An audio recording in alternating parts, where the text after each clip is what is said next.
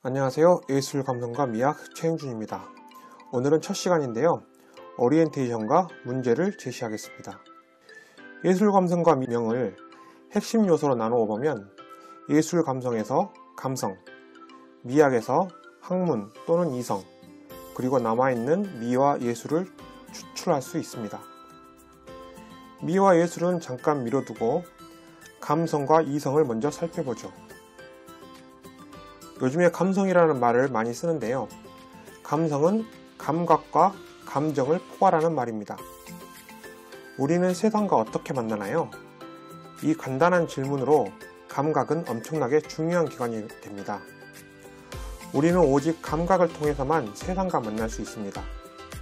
감각은 부정적인 자극과 긍정적인 자극을 주는데 이러한 자극은 차츰 분화하여 감정을 형성하게 됩니다. 현재 여러분들은 이미 감정이 분화하여 독자적인 세계를 형성하고 있지만 감각과 감정의 뿌리는 같습니다. 제가 한 학기 동안 맞는 말만 해도 여러분과 제가 감정적으로 틀어진다면 여러분은 이 수업에서 얻어갈 것이 아무것도 없을 것입니다. 반대의 상황도 마찬가지입니다. 그 또는 그녀를 멀리해야 한다는 것을 알지만 좋은 감정이 생겨버리면 쉽게 잊을 수가 없습니다. 다음으로 학문과 이성에 대해 알아보죠. 감성과 짝을 이루는 말이 이성인데요. 쉽게 말하면 우리의 생각을 지칭합니다. 이 생각을 좀 더 체계적이고 복잡하게 만들면 학문이 됩니다. 생각은 감각으로부터 오는 자료를 수합하고 분류해서 종합합니다. 감각은 단순하게 반응하지만 이를 종합하는 생각은 단순할 수 없습니다. 다양한 자료들이 충돌과 모순을 일으키기 때문입니다. 지금 이 순간 여러분의 감성과 이성의 목소리를 들어볼까요?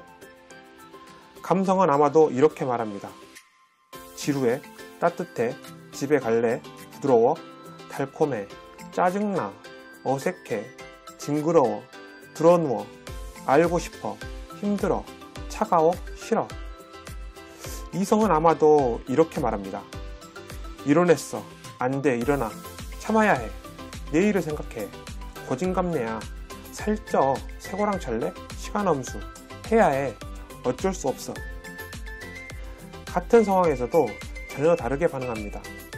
서로 맡은 역할과 작동 원리가 완전히 다른 탓이죠. 이 두 능력이 우리 안에서 공존하는 대표적인 이질성입니다. 감성은 쾌락 원칙에 따라 달면 삼키고 쓰면 뱉습니다. 이성은 현실 원칙에 따라 달아도 뱉고 써도 삼킵니다. 인간의 삶은 감각으로부터 세상을 받아들이고 이로부터 분화한 독자적 감정을 느끼며 감각 자료와 감정들을 종합하는 생각으로 삶을 영위합니다. 나아가 타인과 더불어 사는 삶을 조율할 체계적 학문을 축적하며 살아왔습니다. 인간은 태어나서 죽을 때까지 감성과 이성이라는 이질성을 숙명으로 여기며 살아갑니다. 그렇게 행복하기 위해 고통을 참아야 하는 아이러니가 펼쳐집니다. 감성은 고통을 피하고 만족과 행복을 추구하죠. 그러나 이성은 당장의 행복이 미래의 불행으로 다가온다면 기꺼이 행복을 포기합니다. 이성은 직접적인 만족과 행복이 아니더라도 사회적 영역에서의 인정과 같은 간접적이고 매개된 만족을 추구합니다. 그 과정에서 큰 불행을 감내해야 하는 경우에도 말입니다. 그럼에도 인간이 동물인 이상 감각과 감정의 만족을 포기할 수 없습니다. 인간은 고통 속에서 이 양자의 화해 방법을 묻게 됩니다.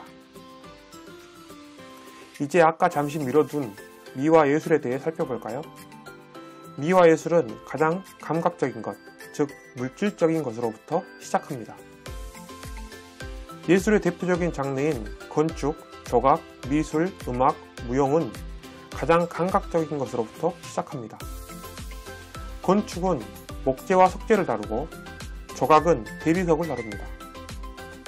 미술은 북과 물감을 다루고요.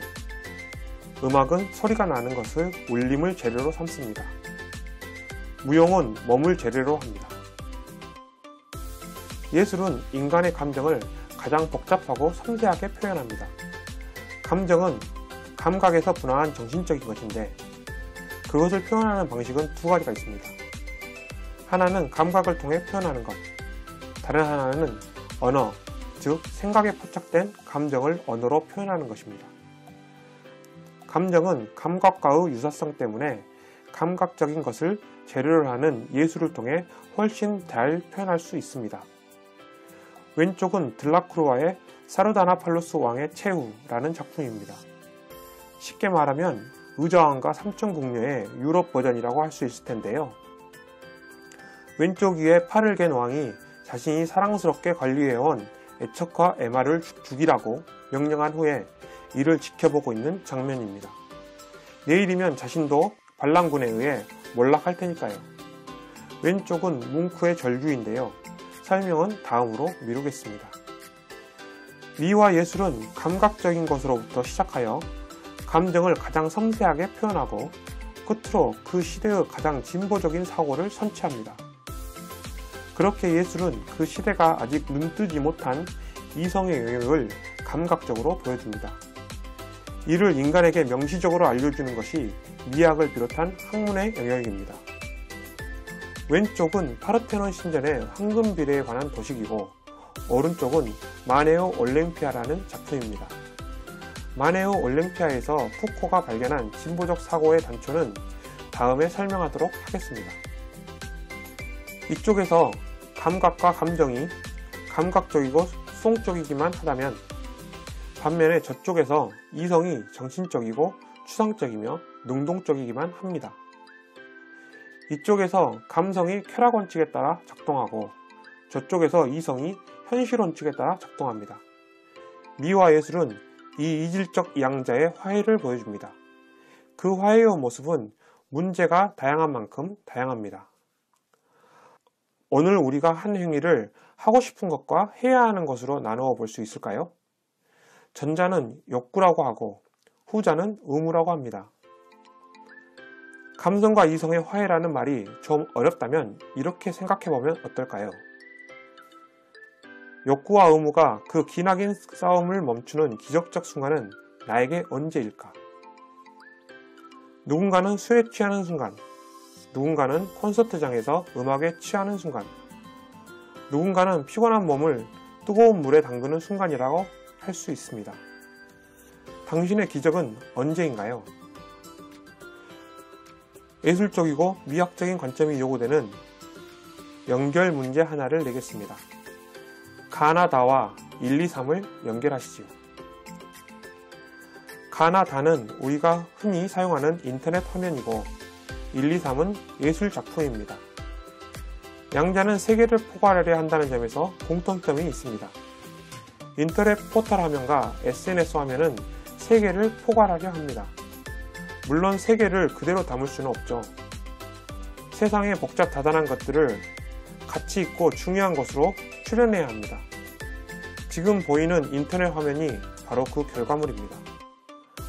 화가가 그리는 작품도 마찬가지입니다.